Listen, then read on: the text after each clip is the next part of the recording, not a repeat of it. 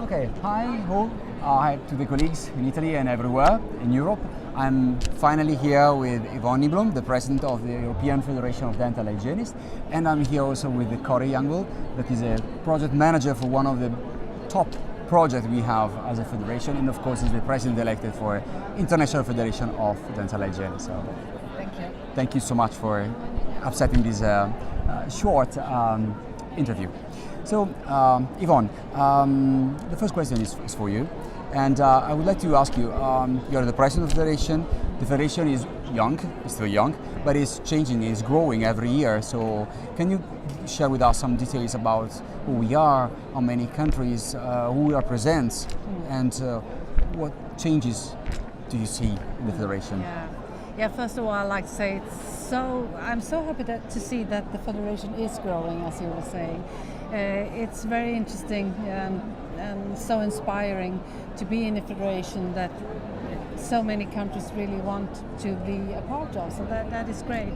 Today we are 20 member countries, and that also include Russia and Israel since a couple of years ago. And we have a couple of more applications coming in for the annual meeting this year, so I hope we will continue to grow. The dental hygienist profession isn't what we used to say equally distributed in Europe, so that means that one of the challenges we see in the federation is that many federations, associations member, they are big organizations, but it's also small associations, just having a few members, but they really like to be a part of what we are trying to achieve within the work we are doing in the federation. And being part of the family, I mean, so because can you consider a big family? Yes, I think it is, because we have just recently had a meeting here, a workshop together with colleagues from all over the world, actually, from Australia. Yeah, it's amazing. Yeah, it's amazing. It's really fantastic. And what we see is that we have very much the same thoughts, ideas, the same problems, challenges, but also a big ambition, high ambition to really make a change, to do things for oral health, to do things for the dental hygienist profession, because we are so convinced that the dental hygienist role is so important for oral health, for the patient, and what we can do to establish a more equal health in general, and also, well, we stop there. And Yvonne, talking about the goal, I mean, of the federation, and of course the objectives. Can you give us an overview about? Yes. Well, the objectives is very much about education, because we know that education is sort of the start, the beginning of success. So we are, as you mentioned, we are striving to develop a common education framework for dental hygienists, and we're also striving to develop continuing education possibilities for dental hygienists. We are, and in addition to those very important objectives, we also strive to be a part of the, so to say, the health community in general. We like to be an important voice when it comes to discussing oral health, planning of oral health, planning of education. And today we know that the dentists have a voice in the EU, for example, but we don't have that yet. So that is one of the most important things that we want to see for the future, that EDHF could be sort of a council for the EU to turn to when it in issues related to oral health. Yeah. Talking about the project we are running as a federation, the recognition of the professional seems to be one of the biggest we are facing. So, can you share some information about this? Yes. Oh, absolutely.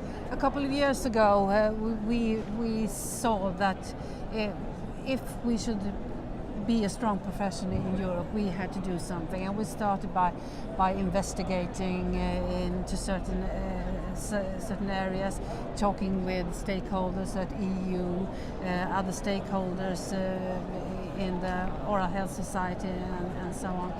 So we started by mapping what is it we can do and must do to achieve another standard for dental education in Europe. So at the meeting in 2016 in Lisbon, the annual meeting for EDHF, we decided to really go for it and try to develop a common education framework.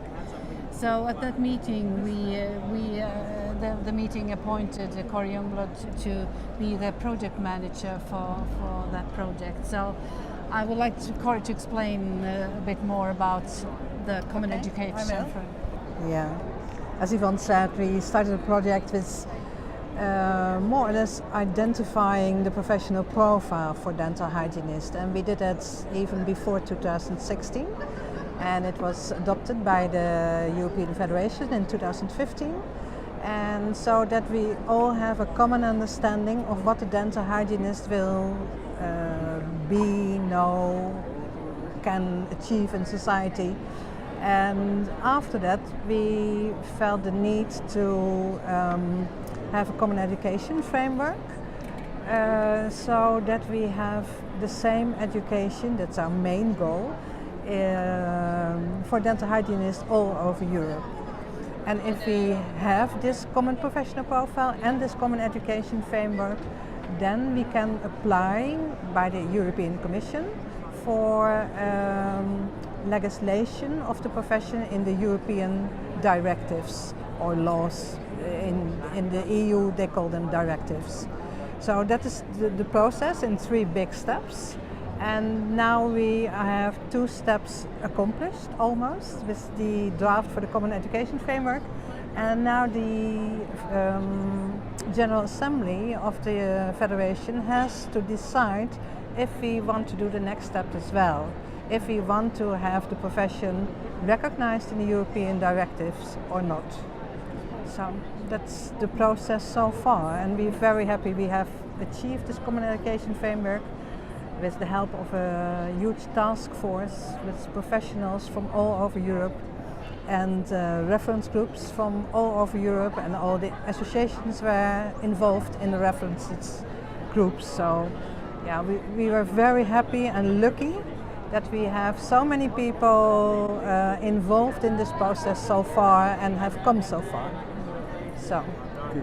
And did you recently launch the pan-European consultation about the That's document? correct, yes. We, with the help of the Association of Dental Education in Europe, we have put the Common Education Framework online, and so it's open for comments for all people interested in a Common Education Framework. So not only dental hygiene schools or deans or faculties, also political organizations, individuals, anyone who likes to comment this Common Education Framework is invited to do so. And that's very important for the European Union, that it must be, this consultation, a transparent, open, accessible process. So. Yvonne, talking about Europe with a European level, so why is it so important acting at European level? Well, first of all, we know that the profession isn't well known, not among patients, and even if dentists know about the profession, there are, I believe that many dentists actually don't know the competence of a dental hygienist and the benefits of having a dental hygienist, the value a dental hygienist bring to the clinic. So that is one part. We think it's important to, well, everybody knows what a dentist is, or a medical nurse is, or a physiotherapist. When it comes to dental hygienists, people are not exactly sure. Exactly. So that is one thing that makes it so important. If we should make a difference, people must know about us.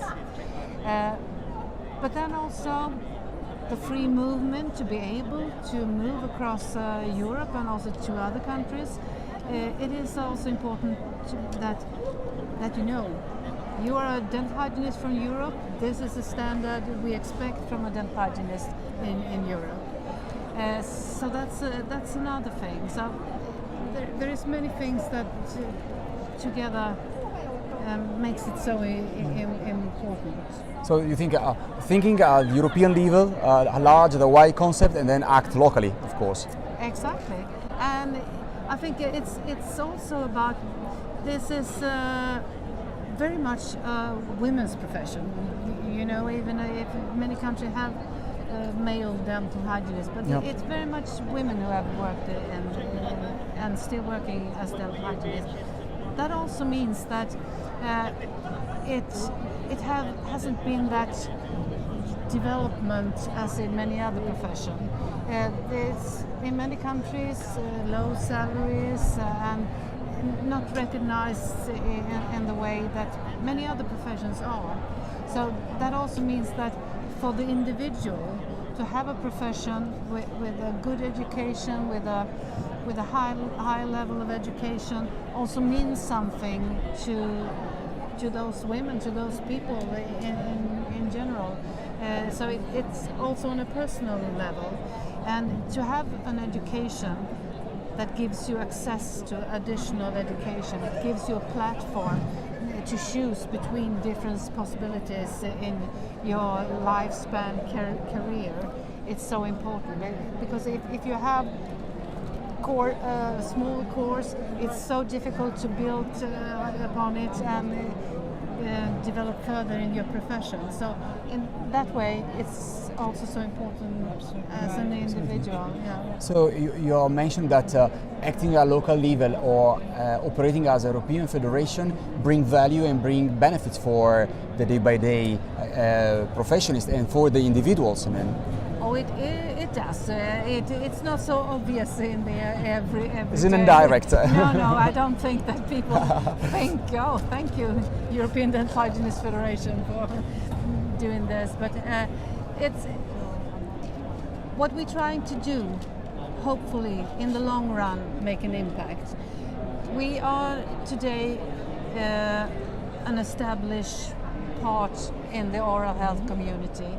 We participate in meeting with all sorts of organizations within the oral health field, and we are now more respected, more listened to, and in the long run, it affects all dental hygienists and oral health also in the long run. Just a couple of minutes before now, you presented a fantastic point of the situation, and you show a slide with 2 lines that report the cost in terms of money spent directly for the treatment and the indirect cost for supporting the health treatment. So it was impressive. Can you? Yeah, it is.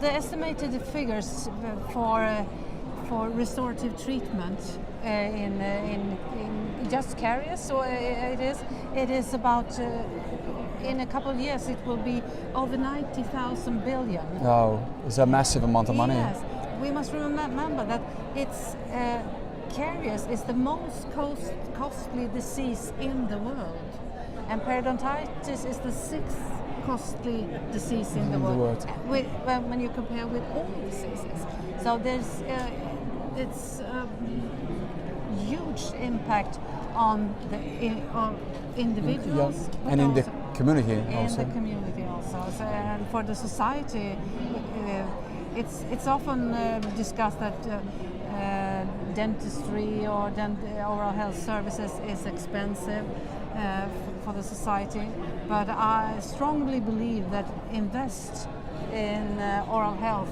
for a government on a government level in the long run contribute to better health in general. So I think it's good invested money. May I have, can I have something to add to that? You just mentioned the cost of dental treatments, all of the European Union being about 90 billion euros on a yearly basis. And if you consider that 50% of these costs might be preventable, and I think that is an argument politicians and policymakers are not aware of. They're not aware of the impact not only on oral health, but the impact on the cost for oral health treatment will reduce. So if we have more dental hygienists in Europe and having more attention for preventive oral health care. So we really have to convince our policymakers with these kind of arguments, and that we need to have more dental hygienists all over Europe and well-educated dental hygienists. So that's really a strong feature for the European Federation and for all individual dental hygienists, because we can't do it as a federation alone. Even in your family circumstances, when you attend a birthday party, and you have to just come up with these arguments, tell people, and they probably will be in shock about some of the arguments there are at the website at the European Oral Health Platform. And use them in your own environment, use them towards your patients. So this idea of oral health and the cost of dental treatment will sort of spread all over Europe, and the members of the European Federation can help us with that. And then we have the arguments for the European Commission as well and the European Parliament. But it's not only there, it's also in your own country, your own environment, your own family. Yeah. And even you can influence your own patients. All good points. Thank you, Corrie. Welcome. So I think we'll finish. Just one thing, if our colleagues want to receive more information or want to have more details, how can be in contact with us, or there is a website or something they can consult? Yeah, absolutely.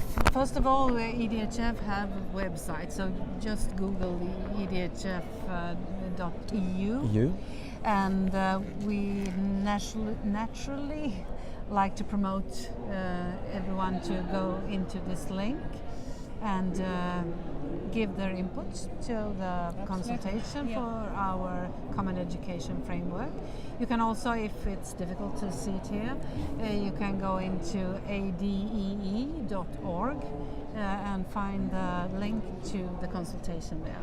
So join the consultation, please do, and give the Federation your inputs and your feedbacks. So yes, please. Yvonne, Corrie, thank you so much. It was a very pleasure to interview both of you, and we shared a lot of information, and thank you very much for the great job you did and you're still doing. Thank you so much. You're more than welcome. From Europeriu 9, Amsterdam, thank you and goodbye. Thank you, bye.